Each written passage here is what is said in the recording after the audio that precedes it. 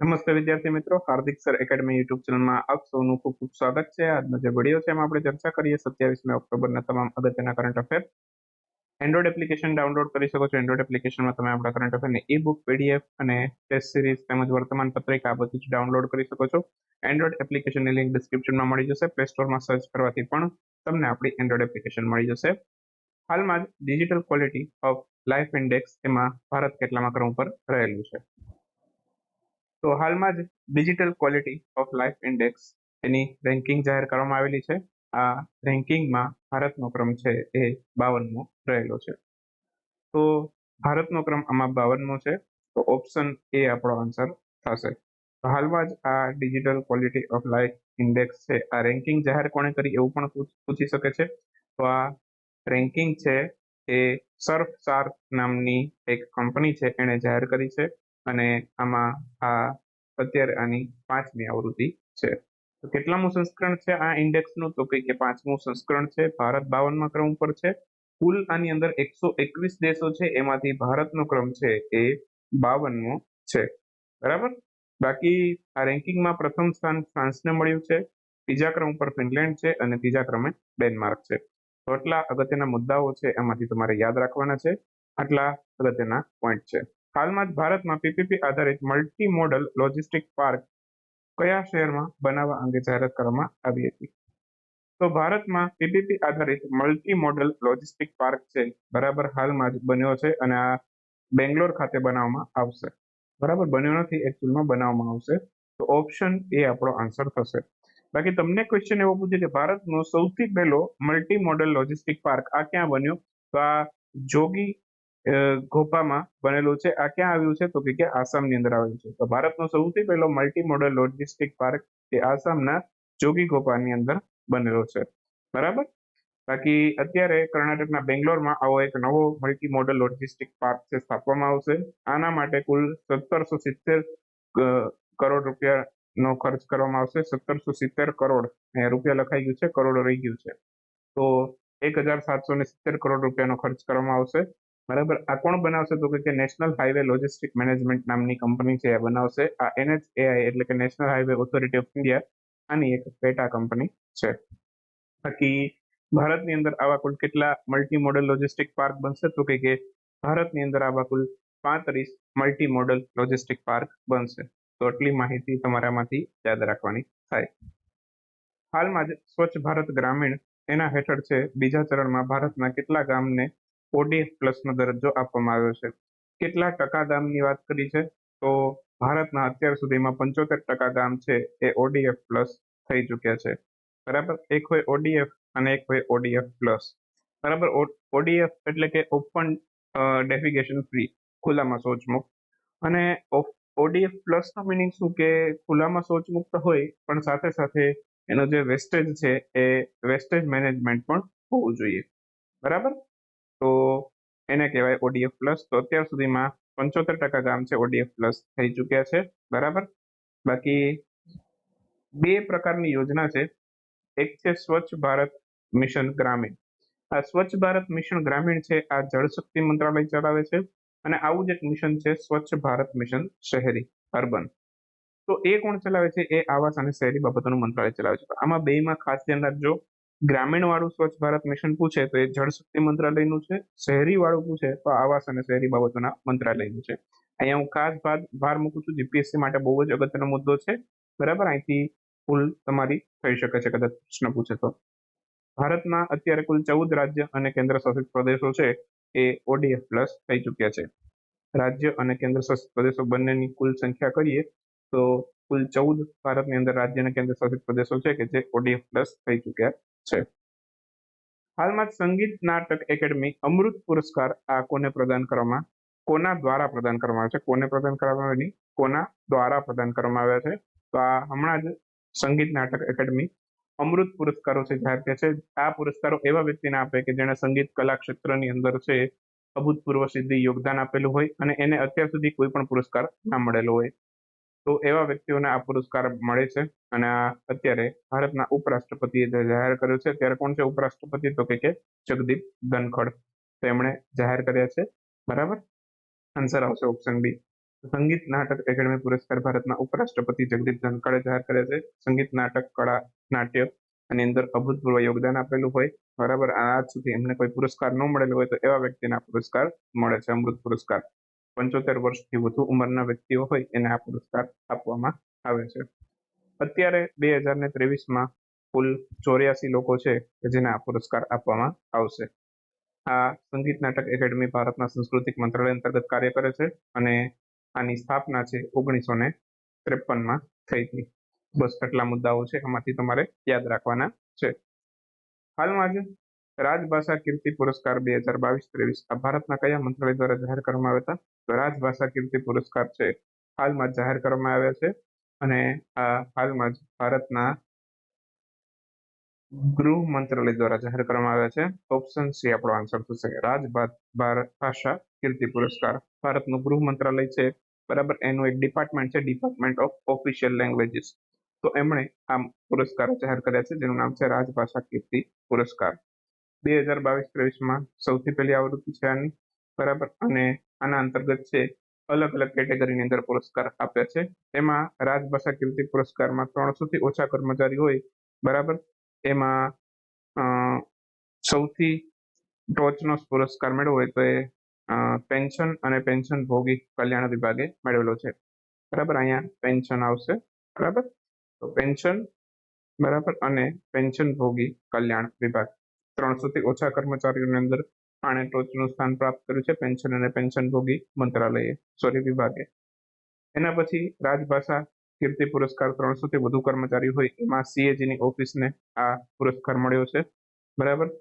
પછી બેંકોમાં રાજભાષા કીર્તિ પુરસ્કાર 800થી ઓછા કર્મચારી હોય તેમાં ઇન્ડિયન ઓવરસીઝ બેંકને મળ્યો છે અને બાકી 800થી વધુ કર્મચારી હોય તો એવી બેંકોમાં પીએનબીને આ પુરસ્કાર મળ્યો છે. ટોચના પુરસ્કારોની વાત કરીએ ફર્સ્ટ ક્રમ ઉપર તો એ આ બધાને મળેલા છે.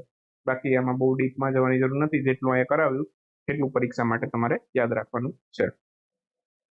હાલમાં જ ભારત સરકાર દ્વારા વિજ્ઞાન અને ટેકનોલોજી ઇનોવેશન ક્ષેત્રની અંદર છે રાષ્ટ્રીય પુરસ્કારોની નવી શ્રેણી શરૂ કરવામાં આવી છે.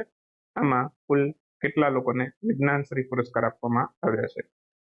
તો એક વિજ્ઞાન ટેકનોલોજી સાયન્સ માટે નવા પદ્મ પુરસ્કારોની જેમ અહીંયા નવા પુરસ્કારો જાહેર થયા છે. સાયન્સ માટે છે આ વિજ્ઞાનશ્રી છે આ વખતે કુલ 25 વ્યક્તિઓને આપવામાં આવશે. તો 25 વ્યક્તિઓ છે એને આ વિજ્ઞાન ટેકનોલોજી માટે વિજ્ઞાનશ્રી પુરસ્કાર આપવામાં આવશે. કેવા ક્ષેત્રમાં? તો કે વિજ્ઞાન ટેકનોલોજી ઇનોવેશન ક્ષેત્રમાં. આવા કુલ 13 ક્ષેત્રો છે કે એના માટે આ પુરસ્કારો આપી શકાશે, બરાબર. એમાં વિજ્ઞાન રત્ન પુરસ્કાર કુલ 3 લોકોને મળશે, બરાબર, લાઈફ ટાઈમ અચીવમેન્ટ માટે. પછી વિજ્ઞાનશ્રી પુરસ્કાર 25 લોકોને, વિજ્ઞાન યુવા પુરસ્કાર પણ 25 લોકોને અને વિજ્ઞાન ટીમ પુરસ્કાર છે, બરાબર, એ 3 ટીમને મળશે. ટીમમાં ઓછામાં ઓછા 3 મેમ્બર હોવા જોઈએ, આ એની મર્યાદા છે, સોરી, એના રૂલ છે. બાકી સીએસઆઈઆર છે, બરાબર, એમણે હમણાં જ શાંતિ સ્વરૂપ ભટનાગરો પુરસ્કાર જાહેર કર્યા હતા. કુલ 12 લોકોને શાંતિ સ્વરૂપ ભટનાગર પુરસ્કાર મળ્યા હતા. તો એ આપણે યાદ રાખીશું. સીએસઆર નો સ્થાપના દિવસ હમણાં જ હતો 26 સપ્ટેમ્બરે, ત્યારે આ પુરસ્કારો જાહેર થાય છે, બરાબર.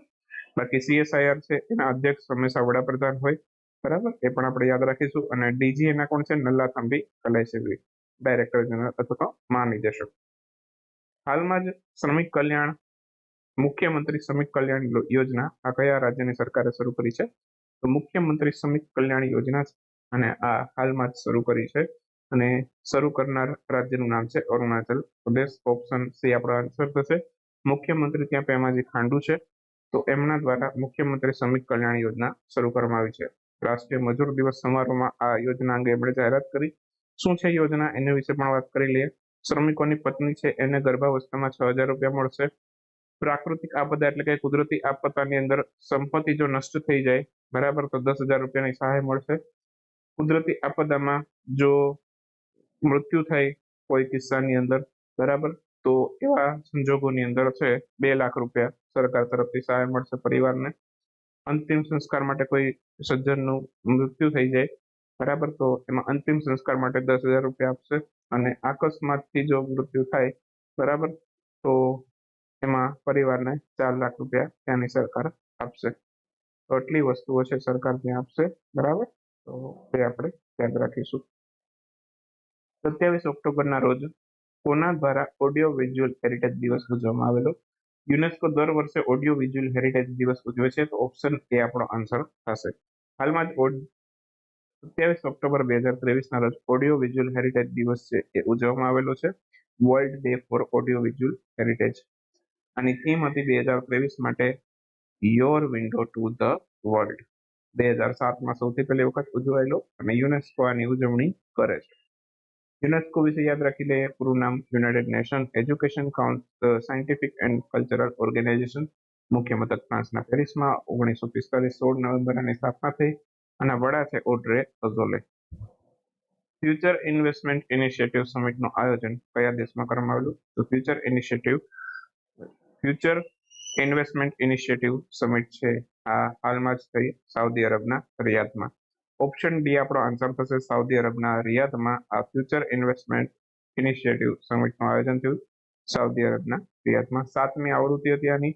ભારત તરફથી ભારતનું પ્રતિનિધિત્વ કર્યું અથવા તો ભારત તરફથી કોણે ભાગ લીધો? તો કે કેન્દ્રીય વાણિજ્ય ઉદ્યોગ મંત્રી છે આપણા પિયુષ ગોયલ, એમણે આમાં ભાગ લીધો. બરાબર. આની થીમ હતી the new compass. Okay, A any theme છે. અને બાકી ભારત સાઉદી અરબ વચ્ચેનો ટ્રેડ યાદ રાખજો. અત્યારે છેલ્લો જે 22-23નો આંકડો છે એમાં $52.75 બિલિયન ભારત અને સાઉદી અરબ વચ્ચેનો ટ્રેડ છે. બરાબર. તો આટલા અગત્યના મુદ્દાઓ છે આપણે યાદ રાખીશું.